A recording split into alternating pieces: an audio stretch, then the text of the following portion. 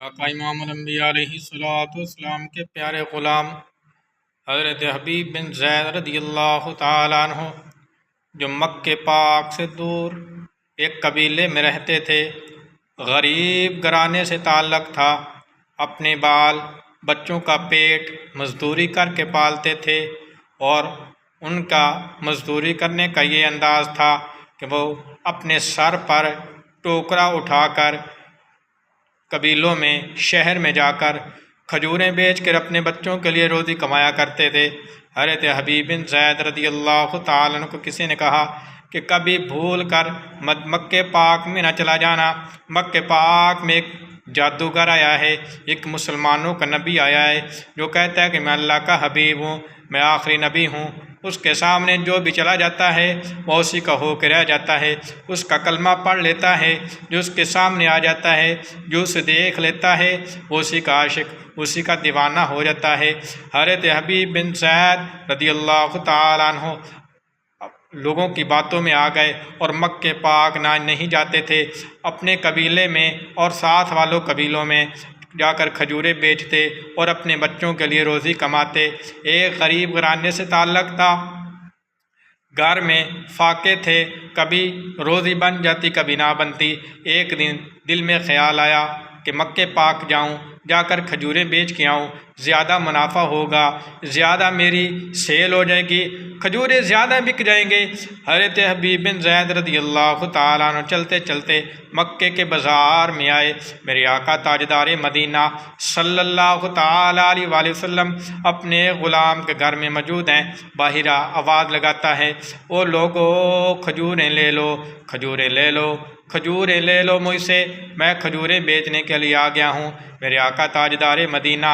صلی اللہ تعالیٰ علیہ وآلہ وسلم نے فرمایا کہ میرے امتیوں، میرے غلام، جا کے اس کھجوریں بیچنے والے کو بلا کے لا جو بار بار ہوکا لگا رہا ہے، لوگوں کھجوریں لے لو، کھجوریں لے لو، یہ بہت اچھی اور میٹھی کھجوریں ہیں، اعلیٰ کھجور ہے۔ میرے آقا تاجدار مدینہ صلی اللہ تعالیٰ علیہ وآلہ وسلم نے فرمایا کہ جاؤ، جا کر اس میرے بندے کو بلا کے لاؤ، اس اللہ کے بندے کو بلا کے لاؤ۔ حضرت حبیب بن زید رضی اللہ تعالیٰ عنہ اس گھر میں تشریف لے گئے جس گھر میں آمنہ کے لال اللہ کے محبوب امام الانبیاء تاجدار مدینہ صلی اللہ تعالیٰ علیہ وآلہ وسلم جلوہ گر ہے، جلوہ فرما ہے۔ میرے آقا نے فرمایا کہ جتنے لوگ ادھر موجود ہیں سب کو کھجوریں پیش کرو، سب کو کھجوریں دے دو۔ حضرت حبیب بن زید رضی اللہ تعالیٰ عنہ اپنی آنکھیں نیچی کی ہوئی ہیں، حضرت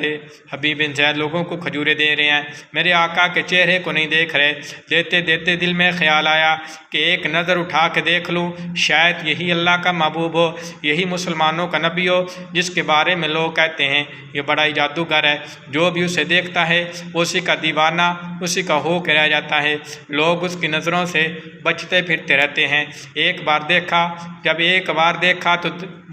وہ چہرہ والضحیٰ کا چہرہ واللیل کی زلفیں نظروں میں سما گئی۔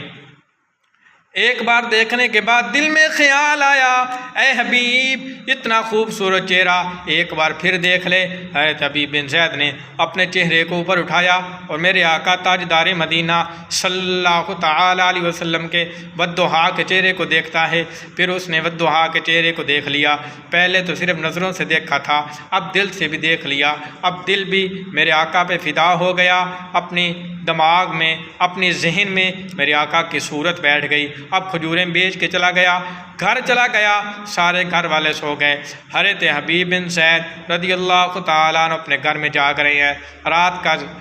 سما ہے، 14ویں رات کا چاند آسمانوں پہ اپنے پورے آب و تاب کے ساتھ، پوری چمک کے ساتھ چمک رہا ہے، اور 14ویں رات کے چاند کو دیکھتا ہے اور کیا کہتا ہے کہ اے حبیب بتا کہ اس اللہ کے محبوب کا زیادہ چہرہ روشن تھا یا چاند زیادہ روشن ہے؟ پھر کیوں نہ یہی بات کہے کہ چاند کا چہرہ کم روشن ہے اور آمنہ کے لال کا چہرہ والضحیٰ کا چہرہ واللیل کی زلفیں۔ 14ویں رات کے چاند کو بھی اگر کوئی بیک ملی ہے، کوئی نور ملا ہے تو آمنہ کے لال کا صدقہ ہے، آمنہ کے نور کے صدقہ ہے۔ آمنہ کے نور، آمنہ کے لال کا چہرہ تو 14ویں رات کے چاند سے بھی زیادہ روشن ہے۔